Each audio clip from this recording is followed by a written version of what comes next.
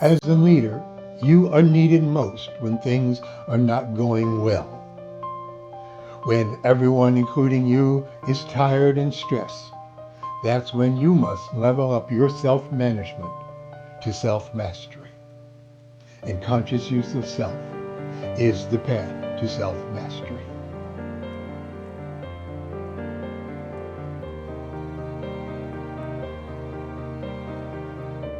My name is Dr. Michael Broom. I'm CEO of the Center for Human Systems.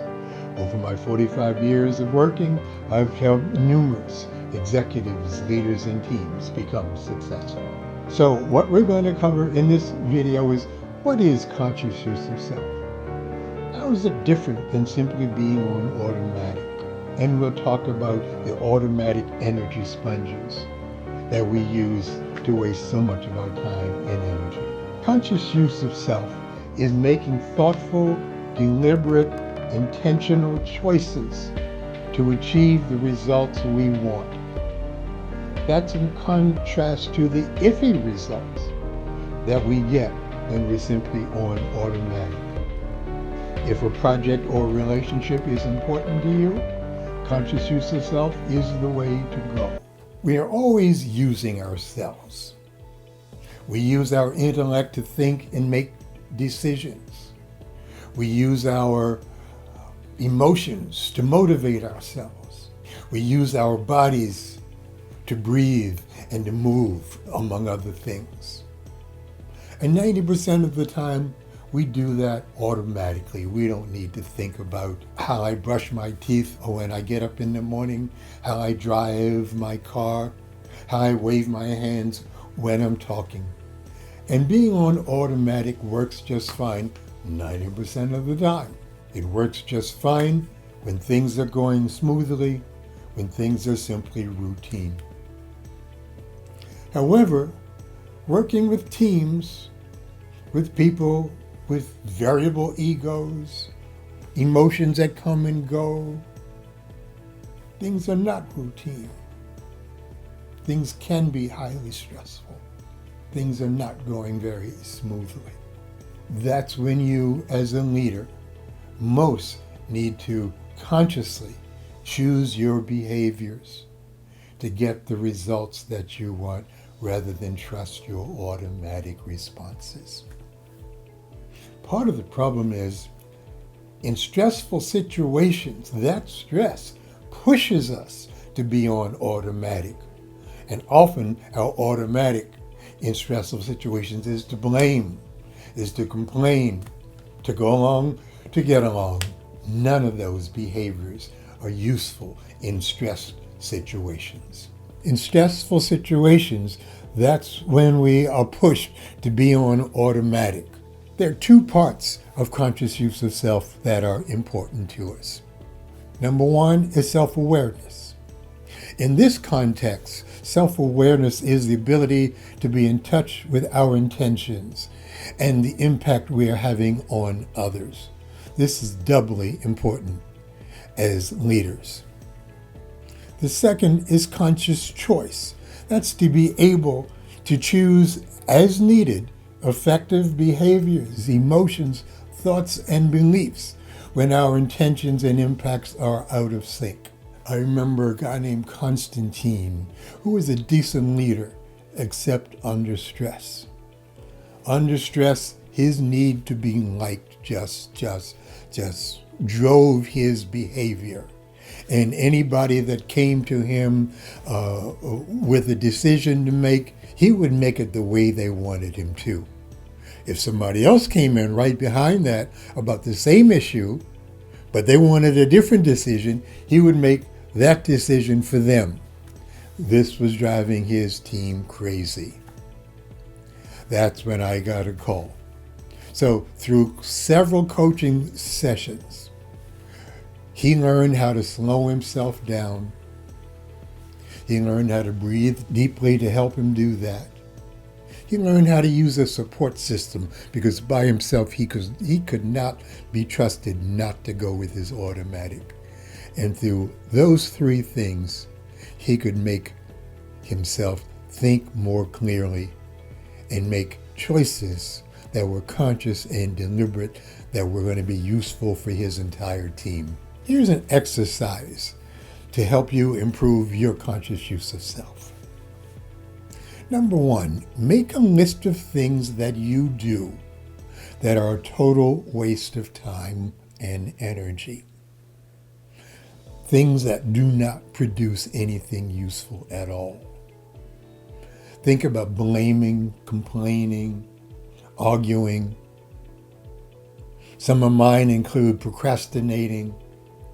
I've got a book I need to complete, and I find myself doing almost anything, cleaning the closet, rather than getting that book complete. There's a perfectionism issue that I've got, where just doing the script for this video, I rewrote this script 4 times, trying to make it perfect.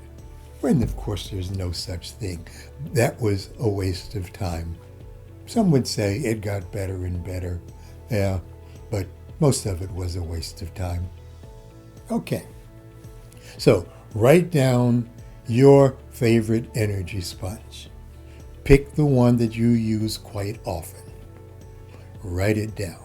Describe a situation for yourself where you are still kind of stuck in that sponge. Or maybe you used to be really stuck in that sponge. Okay, 3rd step. This is going to be quite different. Think of a time when you were at your very best. I remember a time when I got a call from the Federal Aviation Administration to do a course on conflict management with the senior executives there. I was warned that this was going to be a difficult group. That was okay with me. I sent them the manuscript of a previous book as pre-reading. Now, first half an hour, we're doing a check-in where everybody says how they are that morning and what they want to get from the program.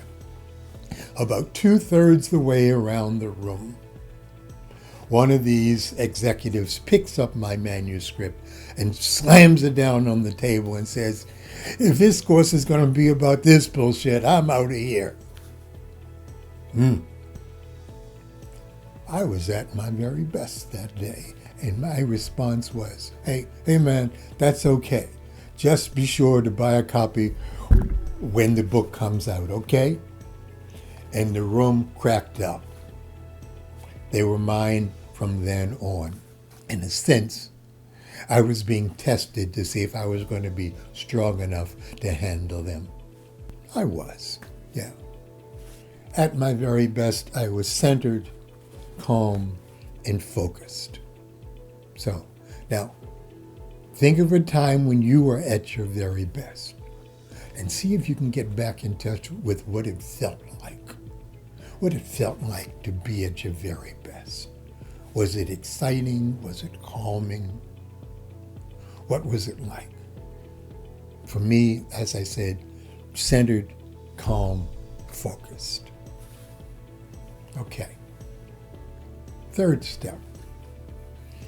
Now that you've got that, go back to that situation where you were stuck in an energy sponge.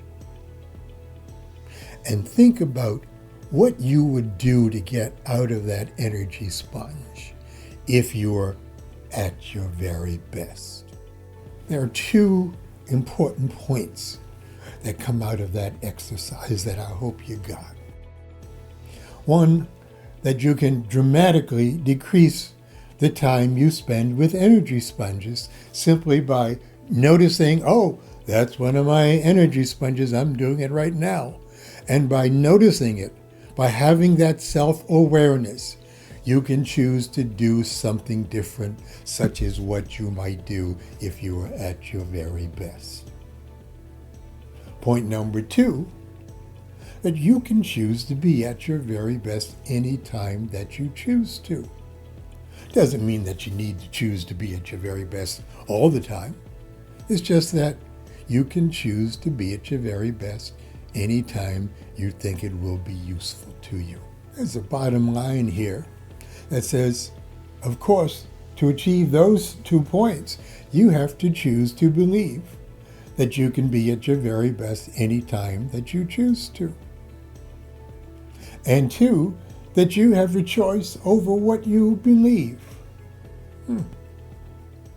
The best of leaders make conscious choices, particularly when things are not going well, particularly when things are stressful. That's when they need to be at their very best, making conscious choices that'll support themselves and their teams to be the very best that they can be.